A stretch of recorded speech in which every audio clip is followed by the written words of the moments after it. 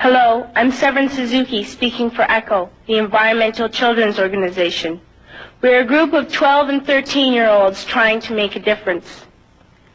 Vanessa Suddy, Morgan Geisler, Michelle Quigg, and me. We've raised all the money to come here ourselves, to come 5,000 miles to tell you adults you must change your ways. Coming up here today, I have no hidden agenda. I am fighting for my future. Losing my future is not like losing an election or a few points on the stock market. I am here to speak for all generations to come. I am here to speak on behalf of the starving children around the world whose cries go unheard.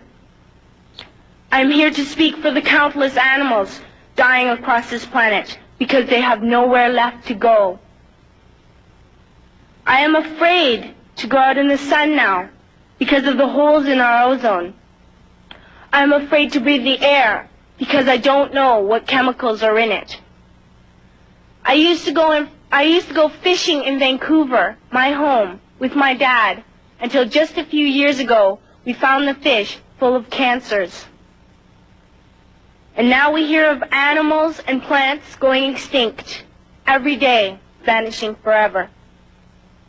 In my life, I have dreamt of seeing the great herds of wild animals, jungles and rainforests full of birds and butterflies. But now I wonder if they will even exist for my children to see. Did you have to worry of these things when you were my age? All this is happening before our eyes, and yet we act as if we have all the time we want and all the solutions. I'm only a child, and I don't have all the solutions. But I want you to realize, neither do you. You don't know how to fix the holes in our ozone layer. You don't know how to bring the salmon back up in a dead stream. You don't know how to bring back an animal now extinct. And you can't bring back the forest that once grew where there is now a desert. If you don't know how to fix it, please stop breaking it. Here, you may be delegates of your government, business people, organizers, reporters, or politicians, but really, your mothers and fathers, sisters and brothers, aunts and uncles, and all of you are someone's child. I'm only a child, yet I know we are all part of a family, 5 billion strong. In fact, 30 million species strong. And borders and governments will never change that. I'm only a child, yet I know we are all in this together and should act as one single world towards one single goal. In my anger, I am not blind, and in my fear, I am not afraid of telling the world how I feel.